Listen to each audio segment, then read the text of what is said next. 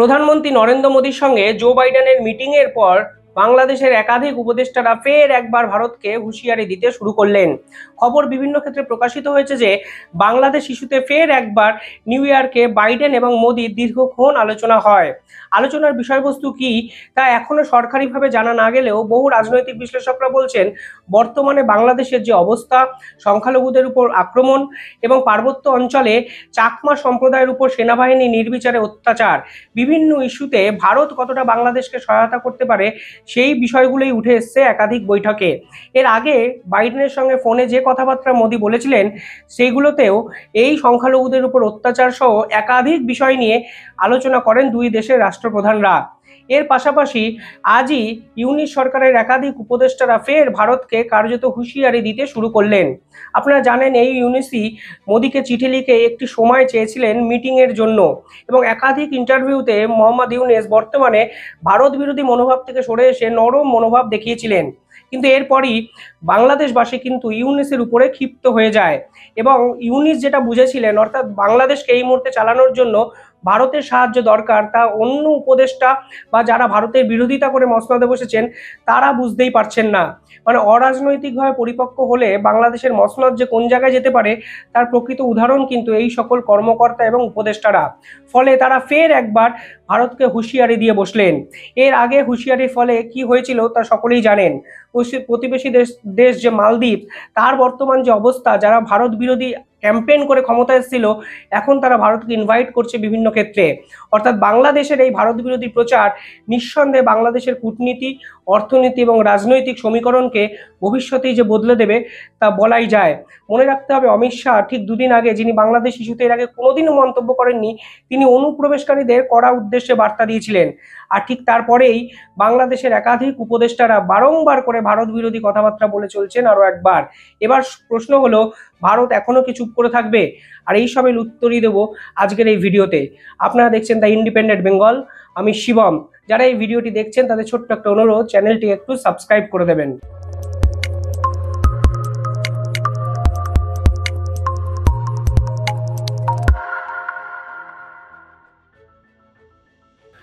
বাংলাদেশের অর্থনৈতিক পরিস্থিতি ক্রমেই ভয়ঙ্কর জায়গায় পৌঁছচ্ছে এবং তারা ইতিমধ্যে রিয়েলাইজ করতে শুরু করেছে যে ভারতের সঙ্গে সম্পর্ক ভালো না করতে পারলে তাদের অর্থনৈতিক মন্দা কিছুতেই কাটবে না।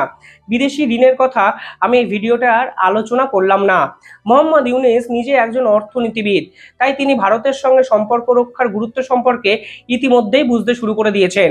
পাশাপাশি বাংলাদেশের প্রধান বিরোধী দল বিএনপি বিভিন্ন ক্ষেত্রে ভারতের সঙ্গে মিটিংও করার চেষ্টা করেছেন। অর্থাৎ ইউনিসের সরকার বাঁচানোর জন্য প্রয়োজন ভারতের সহায়তা, তা মোহাম্মদ ইউনিস কিন্তু ধুরন্ধর মস্তিষ্কের সাহায্যে বুঝতে শুরু করেছেন। তার জন্য তিনি নরেন্দ্র মোদীকে একটি চিঠি লিখেছিলেন এবং সময় চেয়েছিলেন একটি মিটিংয়ের জন্য। যদিও ভারত সেই চিঠিকে কর্ণপাতই করেনি বা পাত্তাই দেয়নি, কিন্তু পরবর্তীকালে মোহাম্মদ ইউনিস তার দেশের একাধিক মিডিয়া ইন্টারভিউতে ভারতের হয়ে বা ভারতের সঙ্গে ব্যবসা বাণিজ্য করার কথাই বলে গেছেন বিভিন্ন সময়। ভারত আমাদের প্রতিবেশী এবং আমাদের একমাত্র প্রতিবেশী বলা যায়, কারণ চারদিক থেকে ভারত আমাদের আছে। কাজেই তার সঙ্গে আমাদের সবচেয়ে ভালো সম্পর্ক যা সম্ভব তা হওয়া উচিত এবং হবে। এটা ছাড়া আমাদের তাদেরও গত্যন্তর নাই, আমাদের গত্যন্তর নাই। কারণ কেউ কারো প্রতি বিরূপ হয়ে যদি আমরা সম্পর্ক করে তুলি, এটা কারোর জন্য ভালো না। কাজে আমাদের সর্বাত্মক চেষ্টা হবে যে সবচেয়ে সুসম্পর্ক বজায় রাখা, একেবারে বন্ধুত্বের শীর্ষ পর্যায়ে নিয়ে যাওয়া, এটাই আমাদের। অর্থাৎ ইউনিসের এই 180 ডিগ্রি ভোলবদল হলেও ইউনিসের এই উপদেষ্টা মণ্ডলীতে এমন কিছু জন আছেন যারা এখনো রাজনীতি থেকে বহু দূরে।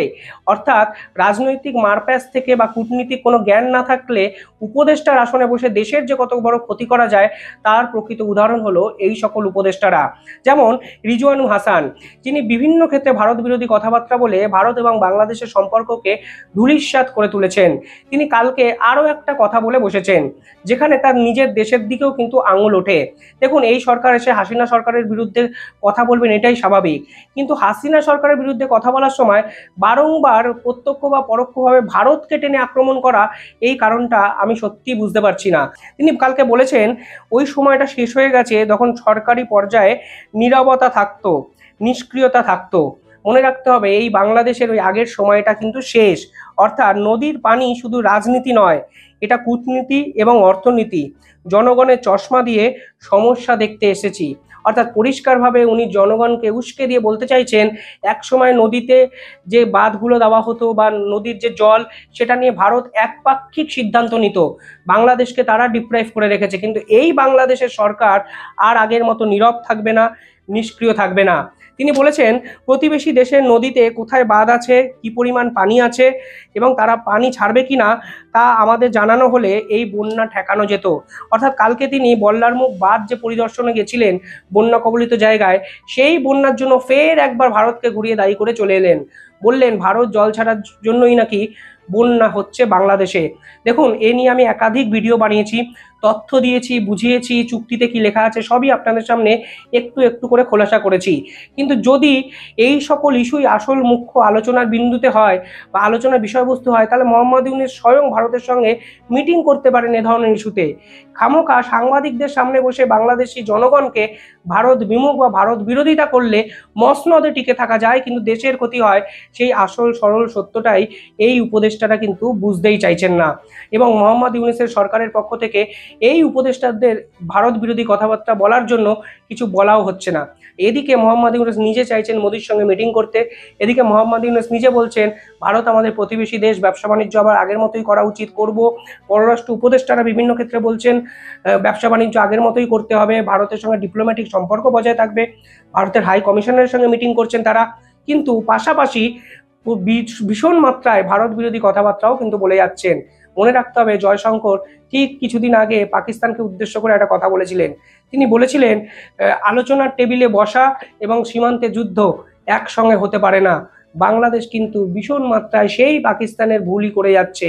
একদিকে যুদ্ধ ঘোষণা করছে, যে ঠান্ডা লড়াই সাংবাদিকদের মাধ্যমে ভারতবাসী এবং বাংলাদেশবাসীকে খেপিয়ে তুলতে সাহায্য করছে, অন্যদিকে তারা চিঠি লিখে নরেন্দ্র মোদীর সঙ্গে মিটিং করতে চাইছেন, ইলিশ পাঠিয়ে ভারতের কনফিডেন্স আত্মবিশ্বাসকে জোগানোর চেষ্টা করে যাচ্ছেন, যা নিঃসন্দেহে বাংলাদেশের কাছে যদি কোনোদিন ব্যাকফায়ার করে, ভারত যদি তীব্র ক্ষোভ প্রশমন করে, তাহলে কিন্তু বাংলাদেশের কাছে সমূহ বিপদ হতেই পারে।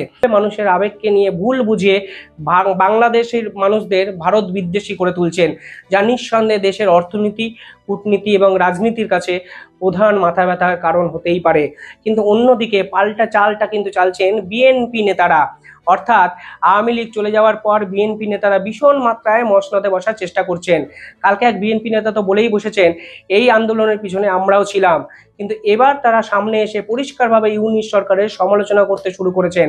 আর সমালোচনা করবেনই বা কেন? মানে এটা তো করার একটা জাস্টিফাই রিজনও তারা খুঁজে পেয়েছেন, যে ইউনূস সরকার এসে বলেছেন সংবিধান বদল করতে হবে, ইউনূস সরকার জাতীয় সঙ্গীত বদল করতে হবে, বিভিন্ন ক্ষেত্রে ঘোষণা করে বেড়াচ্ছেন। ফলে বিএনপি কালকে কি করলো জানেন? বিএনপি কালকে ভারতের যে হাই কমিশনার তার সঙ্গে একটি মিটিং করলেন। ফলে বিএনপি কর্তারাও বুঝে গেছেন যে ভারতের সাহায্য না থাকলে তারা কিন্তু ইউনূসকে সরিয়ে ক্ষমতায় আসতে পারবেন না। এবার আপনারা সকল যারা বাংলাদেশ থেকে ভিডিও দেখছেন তারা শেখ হাসিনাকে গালাগালি দেন, গালাগালি দিতেই পারেন, কিন্তু বিশ্বাস করুন শেখ হাসিনা কূটনৈতিকভাবে কতটা যে শক্তিশালী ছিল তা কিন্তু বর্তমান অন্তর্বর্তীকালীন সরকার এবং বিএনপির কার্যকলাপ দেখেও বোঝা যায়। তিনি বুঝতে পেরেছিলেন ভারতের সঙ্গে ডিপ্লোম্যাটিক রিলেশন বজায় রাখতে পারলে বাংলাদেশেরই লাভ হবে আলটিমেটলি, তা কিন্তু বিএনপি অফিসিয়ালরা বুঝতে শুরু করেছেন অনেক লেটে। তবে বিএনপি হাই কমিশনারের সঙ্গে মিটিংয়ের পরে কি বলেছেন?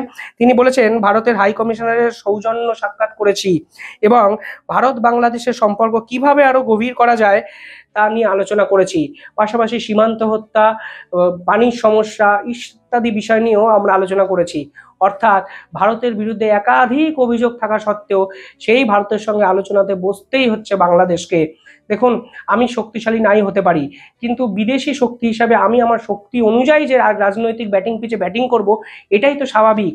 সেখানে দাঁড়িয়ে আমি হঠাৎ করে অস্ট্রেলিয়ার মতো, ভারতের মতো দলকে হুঙ্কার দিতে শুরু করলাম এবং তারা বাউন্সার দিয়ে আমাকে টলিয়ে দিল, এটা নিঃসন্দেহে একজন বাস্তববাদী চরিত্র আশাই করবেন না।